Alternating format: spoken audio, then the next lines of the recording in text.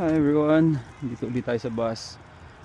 Iti-testing ko yung bagong dalawang generator. Yan, champion generator yan. But this time, gagamitan ko ng propane.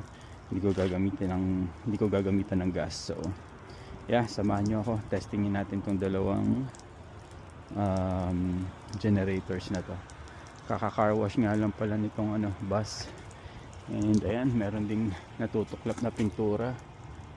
Papapinturahan ko ulit ito pag medyo uminit-init na dito sa lugar namin. There you go. Yan, since dalawa yung generator, dalawa rin yung regulator natin ng propane, tapos meron tayong splitter na gagamitin. May gauge na to, tapos may yung propane tank na nabili ko, may kasama na rin gauge. Yan, so dalawa yung gauge natin para alam natin kung malapit nang maubos yung propane tank. Yan, kabit na natin itong mga regulator. Yan guys, nakabit ko na yung propane tank. Buksan na natin itong valve ng propane. Yan, dito ba't ganon? Dito full siya, dito hindi gaano pangit tong, dahil siguro nga secondary na lang siya gauge. Pero that's it. Let's try this one first. Yan tayo sa dito, nalimutan ko ano tawag dito.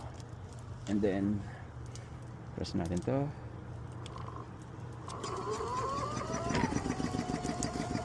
There you go. Start na siya, namatay. Ulitin natin.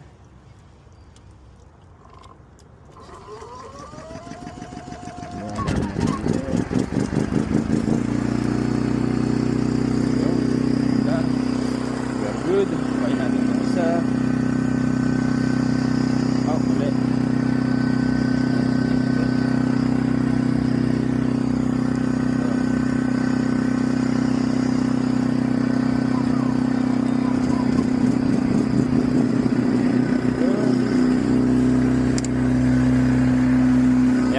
Na parehas, pandarin lang natin ng 2 to 5 minutes, and then we'll see.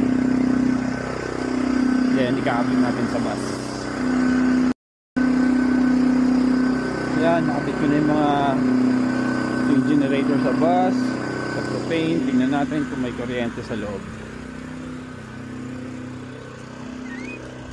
Yan, medyo madumi yung bus ngayon, pero